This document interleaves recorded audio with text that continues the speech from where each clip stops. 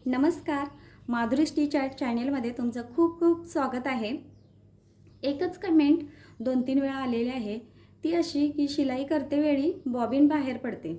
म्हणजे ज्यावेळेला आपण शिलाई करतो ना त्यावेळेला बॉबिन खाली निसरते, बॉबिन खाली पडते आणि रिंगी त्याला राहिलेली असते वरच्यावर किंवा रिंगीसहित बॉबिन खाली पडते.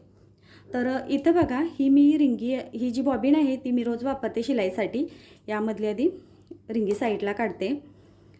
तर इथं बघा, हे जे बॉबिनच्या जे खालच्या साईडला हे जे पट्टीच्या खाली हे जे होल आहे ना, छोटंसंच आहे बघा. आणि ते खालच्या साईडला इथं बघा झीज झालेली आहे. झीज झालेली बाजू चकाकते बघा या बाजूला. थांबा, ही पट्टी खाली करते आणि मग दाखवते तुम्हाला. हे बघा, हे जी वरच्या साईडला हे जे जे छोटंसं होल आहे ते वरच्या साईडला इथं झीज झालेली असते. जी बाजू चकाकते ना ती बॉबिनची इथं झीज झालेली आहे. तर जास्त झीज झाली ना की त्यावेळेला बॉबिन खाली पडते. तर हे कशामुळे होतं?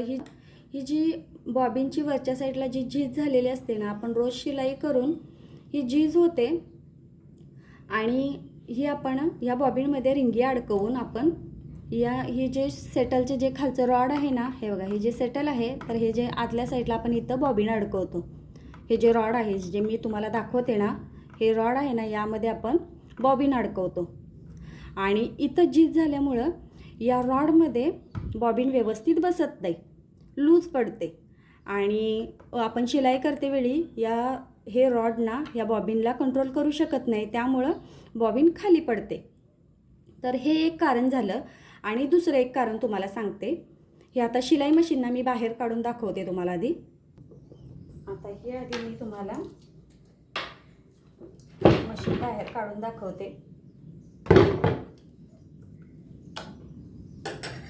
आता ते झालं पहिलं कारण. आणि दुसरं कारण काय आहे, हे बघा, इथं आतल्या साईडला पूर्ण असा धागा अडकलेला असतो. हा थोडासा लूज आहे पण असा पूर्ण टाईट धागा असतो, यामध्ये अडकलेला असतो. तो आपल्याला दिसत नाही. आपण वरच्यावर रिंगी भरतो आणि बॉबिन यामध्ये अडकवतो आणि त्यावेळेला बॉबिन ज्या वेळेला इथं यामध्ये आपण सेट करतो त्यावेळेला सैल अशी बॉबिन बसते आणि इथं अशी फिट्ट होत नाही.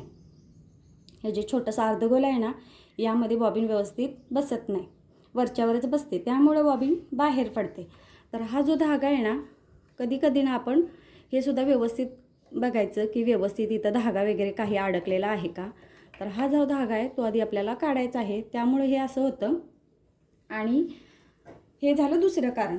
आणि तिसरं कारण काय आहे, आपण जी बॉबिनमध्ये जी आपण रिंगी घालतो ना, जे आपण धागा घालून जी रिंगी वापरतो ना, तर इथं बघा माझ्याकडे 2 रिंगी आहेत. तुम्हाला ह्या सेमच वाटत असतील पण यामध्ये थोडा फरक आहे. तर हे बघा, ह्या ज्या 2 रिंगी आहेत तर या रिंगीपेक्षा ही रिंगी थोडीशी मोठी आहे. तर रिंगीसुद्धा आपल्याला व्यवस्थित घ्यायला पाहिजे, कारण आपण रिंगी कधी कधी ना मार्केटमधून अशीच घेऊन येतो आणि ती रिंगी आपल्या बॉबिनमध्ये थोडी मोठी होते, त्यामुळं बॉबिन बाहेर फेकली जाते. तर इथं बघा मी तुम्हाला दाखवते.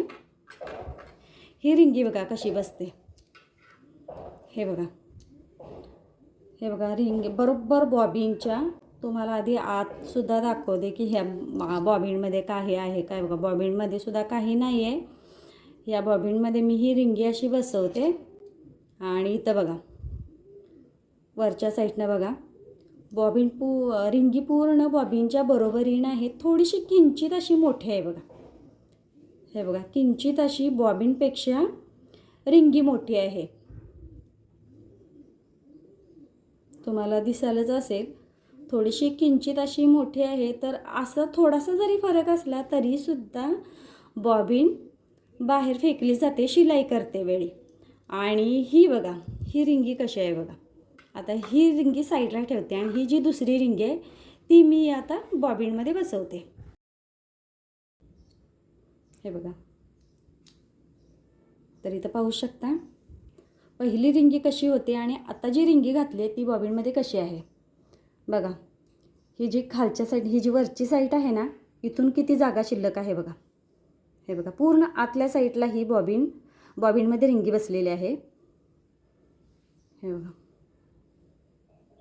आतला कटसुद्धा थोडा थोडा जो आहे तो आपल्याला व्यवस्थित दिसत आहे. हे बघा किती आतल्या साईडला बसलेले आहे. आणि ही जी पहिली रिंगी होती ना, ही बरोबर याच्या वरच्या बाजूला बसते, म्हणजे वरतीच राहते म्हणायचे. हे बघा अजिबात बॉबिनच्या साईडला इथं आतल्या साईडला थोडीसुद्धा जागा शिल्लक राहत नाही. किंचित अशी बॉबिनपेक्षा मोठी आहे. तर रिंगी कधीही घेताना बॉबिनपेक्षा मोठी घ्यायची नाही. बॉबिनच्या आतल्या साईडलाच बसली पाहिजे रिंगी. त्यामुळं बॉबिनपेक्षा रिंगी मोठी होते आणि बॉबिन बाहेर फेकली जाते. आणि अजून एक सांगते तुम्हाला, हे झालं तिसरं कारण. आणि ज्या वेळेला आपण रिंगी बसवतो आणि ज्या वेळेला आपण बॉबिन शिलाई मशीनमध्ये बसवतो ना, त्यावेळेला व्यवस्थित असे बसवायचं की आपल्याला समजावं की बॉबिन व्यवस्थित बसलेले आहे. हे बघा, हे ज्या वेळेला आपण असा ह्या जे अर्धगोल आहे त्यामध्ये हे व्यवस्थित असा टक्क असा आवाज आला पाहिजे. तर मी तुम्हाला दाखवते बघा. हे बघा कसा आवाज आला. तर इथं व्यवस्थित ही बॉबिन बसलेली आहे. हे बघा अजिबात बॉबिन बाहेर पडत नाही. तर आता ही बॉबिन मी बाहेर काढते. आणि आणखीन एक कारण सांगते की आपण ज्या वेळेला जरी छोटी बॉबिन असली तरीसुद्धा आपण यामध्ये रिंगी ज्या वेळेला आपण रिंगीमध्ये धागा भरतो त्यावेळेला जास्त धागा भरायचा नाही. कधी कधी ना रिंगीपेक्षा असा वरच्या साईडला असा वरती धागा येतो आणि या बॉबिनमध्ये आतल्या साईडला असा टाईट बसतो. असा म्हणजे ही कशी रिंगी हलते तशी रिंगी हलत नाही, पूर्ण टाईट होते. तर त्यामुळं सुद्धा ना बॉबिन हलत नाही आणि रिंगी जाम होते आणि बॉबिन हलत नाही. त्यामुळं बॉबिन बाहेर फेकली जातो. त्यामुळं सुद्धा बॉबिन बाहेर फेकला जातो. तर ही अशी 2-3 कारणं आहेत ती तुम्ही पाहू शकता तुमच्या शिलाई मशीनवरती. तुमचं जे कारण असेल ते तुम्ही व्हिडिओ पाहून करू शकता. यामुळं ना रिंगी अजिबात बाहेर फेकली जाणार नाही, व्यवस्थित शिलाई होते. आणि तुम्हाला हा व्हिडिओ कसा वाटला नक्की कमेंट करून सांगा. आणि असे नवनवीन व्हिडिओ पाहण्यासाठी माझ्या चॅनेलला नक्की सबस्क्राईब करा.